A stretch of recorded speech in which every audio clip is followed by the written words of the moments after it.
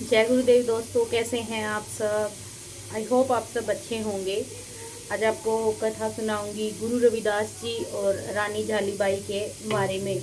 आप सब जानते हैं कि गुरु रविदास जियों के बहुत से राजा और रानी जो है शिष्य बने थे। उन्होंने उस टाइम लगभग 650 से 7 साल पहले भी, जब जातिवाद और का बोलबाला था, वहाँ उस टाइम भी गुरु रविदास जियों की वाणी से, उनके जो है विचारों से प्रभावित होकर बहुत सारे राजा और रानियों ने आप जी को अपना गुरु स्वीकार किया था। उनमें से एक जो थे रानी झालीबाई जी भी थी, जिन्होंने गुरु रविदास जियों को अपना गुरु स्वीकार किया था। रानी झालीबाई जो थी एक बहुत ही एक विद्वान जो है रानी थी। वो पढ़ी लिखी, बहुत ही समझदार जो है रानी थी।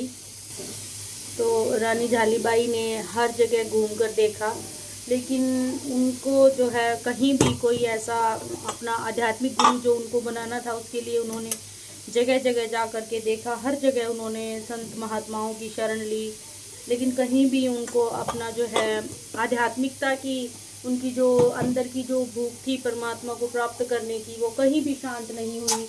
कहीं भी उनको जो है किसी भी संत की वाणी में उनको नहीं समझ आया कि कैसे जो है परमात्मा को प्राप्त करना है, क्या परमात्मा का स्वरूप है, कैसे उस परमात्मा को जाने, अपने आप को कैसे जाने।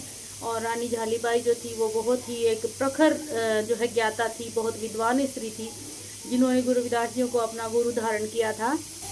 तो उस वक्त जो है, जो उस समय ऐसे संत महात्माओं के बारे में जो है बातें चलती थी। संत महात्माओं की शरण में जाते थे लोग। अधिकतर समय संत महात्माओं के पास अपना जो है उनके प्रवचन, उनके उपदेश सुन के उनका जो है अपना टाइम निकालते थे, क्योंकि आध्यात्मिक प्रवृत्ति के लोग होते थे और धर्म के नाम पर जो है वो संतों महात्माओं की शरण में जो है चले जाते थे। तो गुरु रविदास जियों ने भी जो है गांव गांव, कस्बों कस्बों पैदल चल करके जो है बहुत यात्राएं की हैं। उन्होंने बहुत सारी यात्राएं करके करते गए और लोगों को उपदेश देते, समझाते उनको कि परमात्मा असल में है क्या, और हमें किस तरह से इंसानियत को जो है अपना आधार बना करके हमें परमात्मा को जो है हम पा सकते हैं। इस तरह से गुरु रविदास जी हर गांव, शहर, कस्बों से होते हुए जा रहे थे। रानी झालीबाई को भी गुरु रविदास जियों के बारे में पता चला कि एक संत महात्मा हैं। उनको इसीलिए उनके बारे में पता चला क्योंकि आप सबको पता है कि उस टाइम जो है हमारी जाति को बहुत ही नीच और अधम जाति समझा जाता था, और शूद्रों को अधिकार नहीं था कि वो जो है पढ़ाई करें, वेदों का अध्ययन करें या उपदेश दें या फिर परमात्मा के बारे में बताएं। सबको उनका काम बांट करके दे रखा था और उसी के अकॉर्डिंग काम होता था। केवल जो है समाज के अपर कास्ट के लोग जो है ये धर्म उपदेश दे सकते थे, दूसरा कोई नहीं दे सकता था। तो गुरु रविदास जियों ने इन सब का खंडन करते हुए उन्होंने लोगों को सच पर चलने का मार्ग बताया। अच्छे अच्छे उन्होंने उनको उपदेश दिए, बताया कैसे मानवता ही सर्वोपरि है। इन भगवान जो है वो किसी मंदिर में, किसी देवालय में नहीं बसा है, वो कण कण में है। हर इंसान के, हर जीव के हृदय में वास करते हैं परमात्मा। और परमात्मा का कोई एक रूप नहीं है कि ऐसा परमात्मा है। परमात्मा हर इंसान के अंदर है, हर कण में विद्यमान है, और उसको हम सच्चे हृदय के साथ पा सकते हैं। उनके बारे में जब रानी झालीबाई ने सुना कि ऐसे ऐसे एक संत महात्मा हैं जो उपदेश देते हैं, परंतु वो अपनी जाति के अनुसार कार्य नहीं करते, वो एक शूद्र होकर भी संदेश देते हैं लोगों को। तो रानी झालीबाई जो कि बहुत ही एक प्रखर ज्ञाता थी, उन्होंने बहुत अध्ययन किया हुआ था और बहुत ही समझदार वो रानी थी। उन्होंने सोचा कि क्यों ना जा करके इन संत महात्मा की बातों को सुना जाए और लोग जो इनके बारे में बात बताती हैं उनके बारे में एक बार पता किया जाए कि क्या सच्चाई है।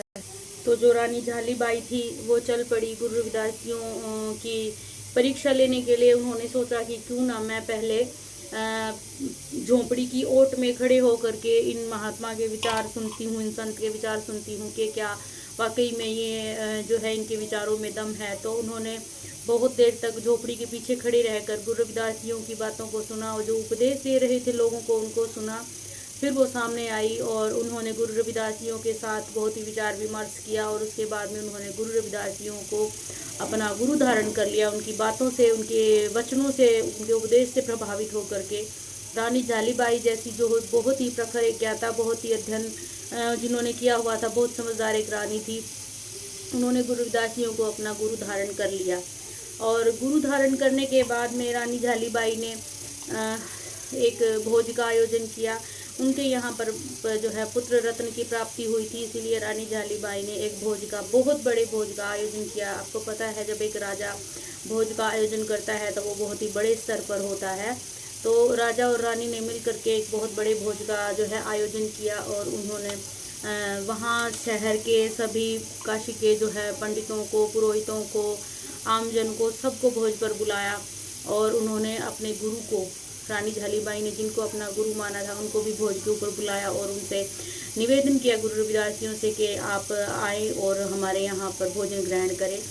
तो जब गुरु रविदास जियों को रानी झालीबाई का संदेश मिला, वो भी पहुँचे वहाँ पर, क्योंकि राजा ने बहुत बड़े भोज का आयोजन किया था। तो जब गुरु रविदास जी वहाँ पर पहुँचे तो आगे क्या हुआ, वहाँ पर जब गुरु रविदास जी राजा के जो वहाँ पर पहुँचे, जब उन्होंने, जो रानी झालीबाई ने और उनके पति ने उनको जो है गुरु रविदास जियों को भोज के ऊपर जो है निमंत्रण भेजा था, जब वहाँ पहुँचे तो वहाँ पर क्या हुआ ये आपको नेक्स्ट पार्ट में बताऊंगी। कृपया मेरी वीडियो को लाइक, शेयर और कमेंट जरूर करें और मेरे चैनल वंदना रविदासिया को जो है ज़रूर सब्सक्राइब करें। जय गुरुदेव, धन गुरुदेव जी आप सबको।